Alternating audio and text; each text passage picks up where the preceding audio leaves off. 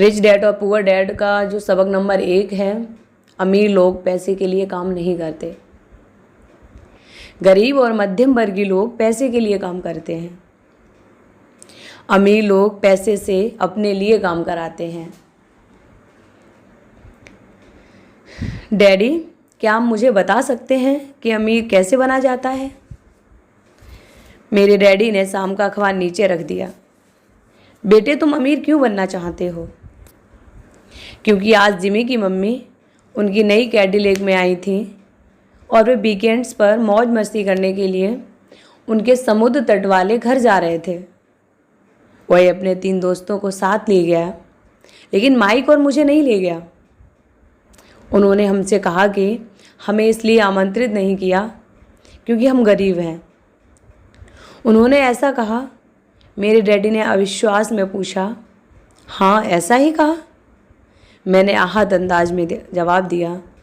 मेरे डैडी ने खामोशी में अपना सिर हिलाया, अपना चश्मा नाक के पुल तक चढ़ाया और दोबारा अखबार पढ़ने लगे।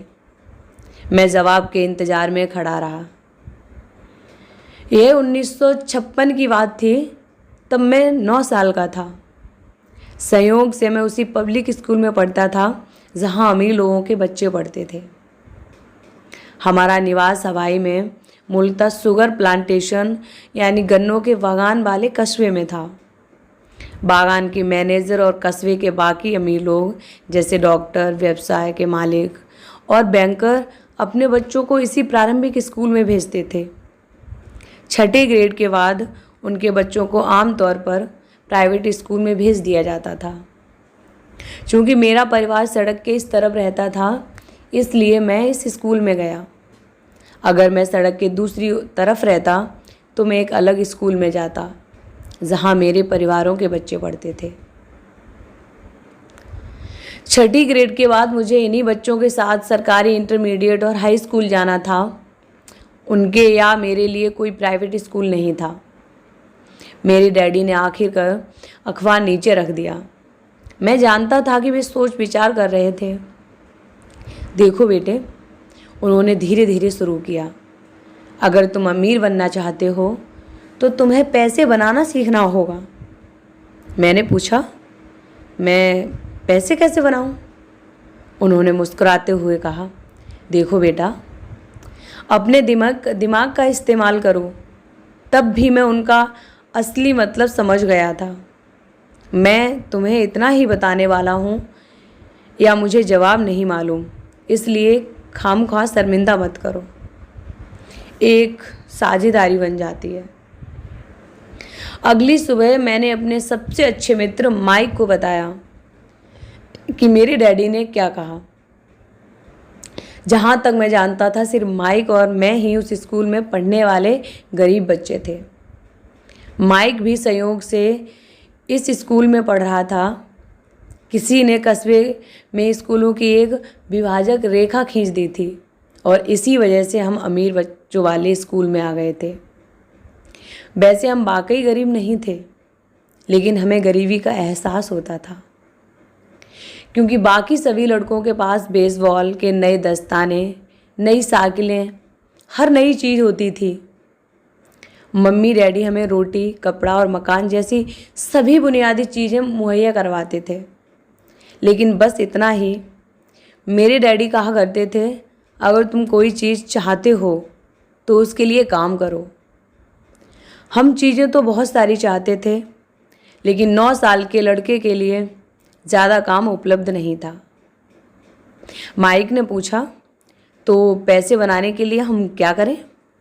मैं नहीं जानता, मैंने कहा, लेकिन क्या तुम मेरे साझेदार बनोगे?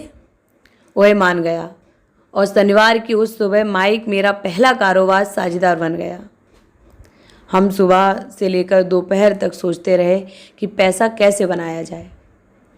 कभी कभार हम उन अमीर बच्चों के बारे में बातें करने लगते थे जो जिमी के समुद्र तट वाले घर पर मज़े कर रहे होंगे। इससे दिल थोड़ा दुखता था, लेकिन वह दर्द अच्छा था क्योंकि इसने हमें पैसे बनाने का तरीका सोचने के लिए प्रेरित किया। आखिरकार दोपहर को अचानक मेरे दिमाग में बिजली कौंधी। यह एक ऐसा विचार था जो माइक को विज्ञान की एक पुस्तक में मिला था जिसे उसने पढ़ा था।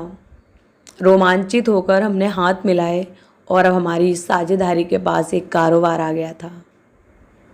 अगले कई सप्ताह माइक और मैं आसपास के इलाके में इधर उधर दौड़ते रहे, दरवाजे खटखटाते रहे और पड़ोसियों से पूछते रहे कि क्या वे हमें इस्तेमाल किए हुए टूथपेस्ट ट्यूब हमारे लिए रख सकते हैं। हैरानी के भाव के साथ ज़्यादातर वयस्कों ने मुस्कुराते हुए हाँ कर दी। कुछ ने हमसे पूछा कि हम उनका क्या करेंगे।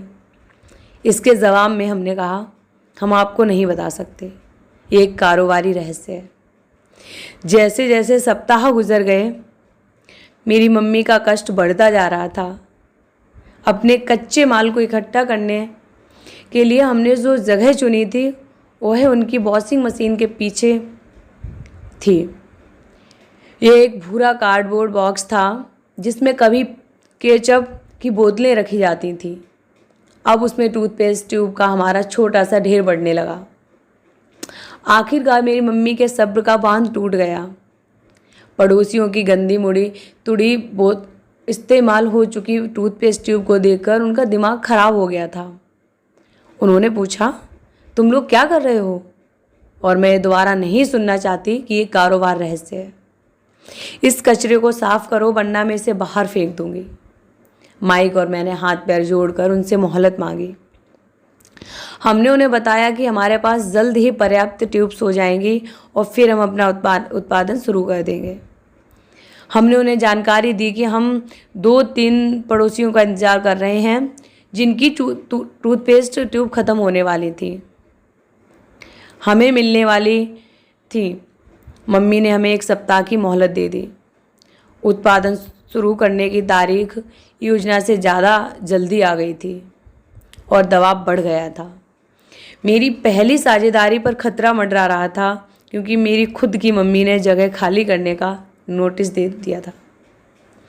यह माइक का काम था कि हम पड़ोसियों से टूथपेस्ट जल्दी ख़त्म करने को कहें। साथ में वह उनसे यह भी कहता था कि उनके दांतों के डॉक्टर का भी यही कहना था कि उन्हें दिन में ज़्यादा बार ब्रश करना चाहिए। मैं उत्पादन की प्रक्रिया को ठीक ठाक करने में जुट गया।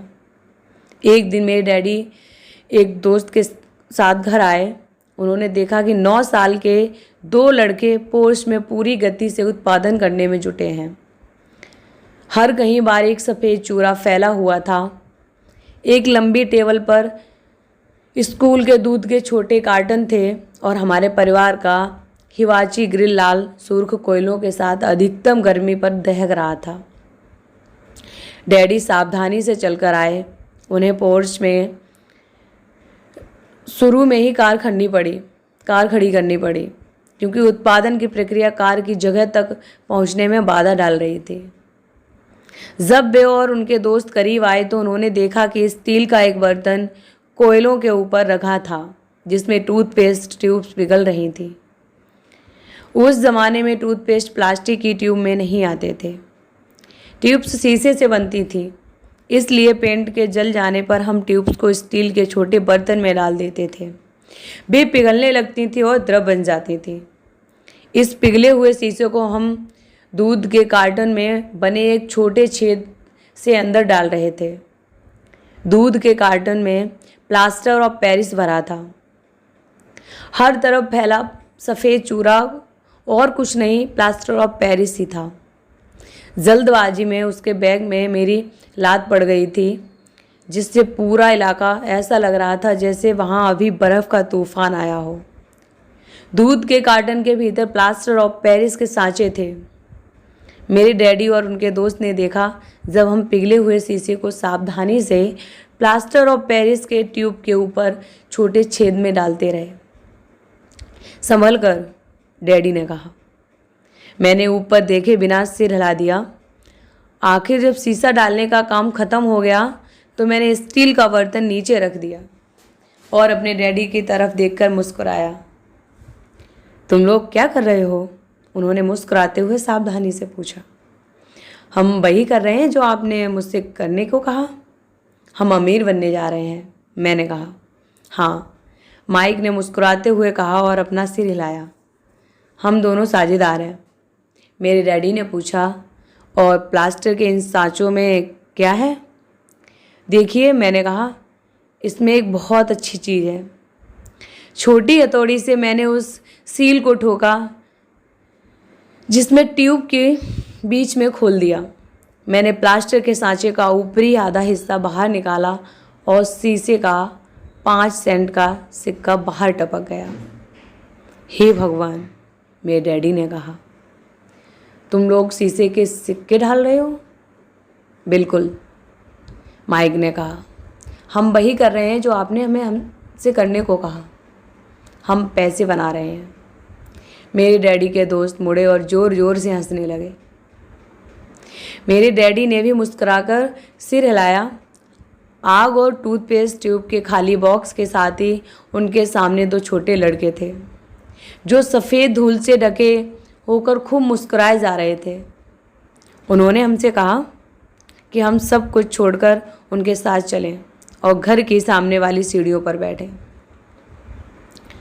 मुस्कुराते हुए उन्होंने नरमी से समझाया कि जालसाजी शब्द का क्या मतलब होता है। हमारे सपने चूर चूर हो गए। आपका मतलब यह है कि ये गैरकानूनी है? माइक ने कांपती आवाज़ में पूछा। छोड़ो भी, मेरे डैडी के दोस्त ने कहा। हो सकता है वे अपनी जन्मजात प्रतिभा का विकास कर रहे हों। डैडी ने उन्हें आंखें घूर कर देखा। हाँ, पर यह गैरकानूनी है। मेरे डैडी ने नरमी से कहा, लेकिन तुम लड़कों ने यह दिखा दिया कि तुम में बहुत रचनात्मक और मौलिक विचार हैं। इसी तरह आगे बढ़ते रहो, मुझे तुम पर सचमुच गर्व है। निराश होकर माइक और मैं लगभग 20 मिनट खामोशी से बैठे रहे। इसके बाद अपने फैलाए कचरे को साफ करने लगे। पहले ही दिन हमारा कारोबार चौपट हो गया था। चूरे को झाड़ू से साफ करते हुए मैंने माइक की ओर देखा और कहा, मुझे लगता है कि जिमी और उनके दोस्त सही कहते हैं, हम वाकई गरीब हैं। जब मैंने ये बात कही तो मेरे डैडी जा ही रहे थे। उन्होंने कहा, लड़कों, तुम सभी गरीब कहलाओगे, पर तब तक जब तक तुम हार मान लोगे। सबसे महत्वपूर्ण बात यह है कि तुमने कुछ किया। ज़्यादातर लोग अपनी अमीर बनने की सिर्फ बातें करते हैं, कुछ करना नहीं चाहते। तुमने कुछ किया, मुझे तुम दोनों पर नाज है। मैं दोबारा कहूँगा कि इसी तरह आगे बढ़ते रहो, हौसला मत छोड़ो। माइक और मैं खामोशी में वहाँ खड़े रहे। ये शब्द सुनने में तो अच्छे लगते थे, लेकिन इनसे हमें पता नहीं चलता था कि हम क्या करें। डैडी ऐसा क्यों कह रहे हैं? आप अमीर नहीं हैं? मैंने पूछा। क्योंकि मैंने एक स्कूल टीचर बनने का विकल्प चुना था। स्कूल के टीचर दरअसल अमीर बनने के बारे में नहीं सोचते, हमें बस पढ़ाना और सिखाना पसंद होता है। काश मैं तुम्हारी मदद कर सकता, लेकिन मैं सचमुच नहीं जानता कि पैसे बनाना कैसे बनाना है। माइक और मैं मुड़कर दोबारा सफाई करने लगे। मैं समझता हूँ, मेरे डैडी बोले, अगर तुम लोग ये सीखना चाहते हो कि अमीर कैसे बनना है तो मुझसे मत पूछो। माइक, ये सवाल अपने डैडी से पूछो। मेरे डैडी? माइक ने हैरानी के भाव के साथ कहा। हाँ, तुम्हारे डैडी। मेरे डैडी ने मुस्कुराते हुए दोहराया। तुम्हारे डैडी और मेरा बैंकर एक ही है, और ये तुम्हारे डैडी के गुण गाता है। उसने मुझे कई बार बताया कि जब पैसे कमाने की बात आती है तो तुम्हारे डैडी कमाल के हैं। मेरे डैडी? माइक ने अविश्वास में दोबारा पूछा। तो फिर ऐसा कैसे कि स्कूल के अमीर बच्चों की तरह हमारे पास एक शानदार कार और आलीशान मकान नहीं है? शानदार कार और आलीशान मकान का ये मतलब नहीं कि तुम अमीर हो या तुम पैसे बनाने की कला जानते हो, मेरे डैडी ने जवाब दिया। जिमी के डैडी गन्ने के बागान में काम करते हैं। वह मुझसे ज़्यादा अलग नहीं है। वह एक कंपनी में काम करता है और मैं सरकारी ऑफिस में। कंपनी ने उसे कार दे रखी है।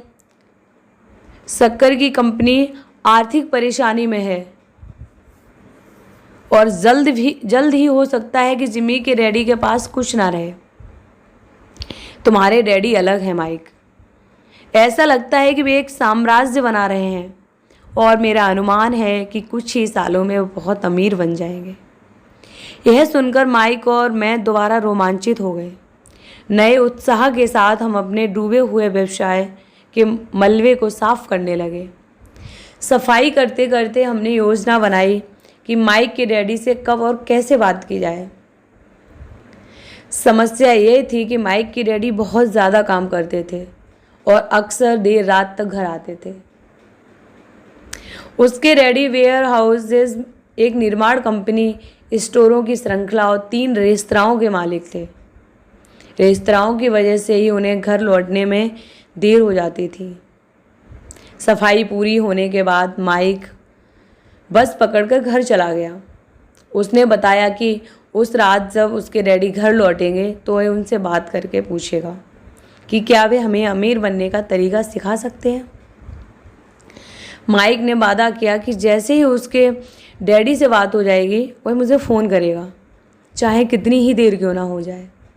फ़ोन की घंटी रात को 8:30 बजे बजती है।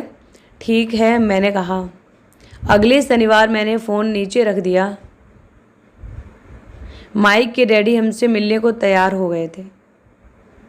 शनिवार सुबह मैंने 7:30 बजे बस पकड़ी ताकि कस्बे के करीब हिस्से तक जा सकूं।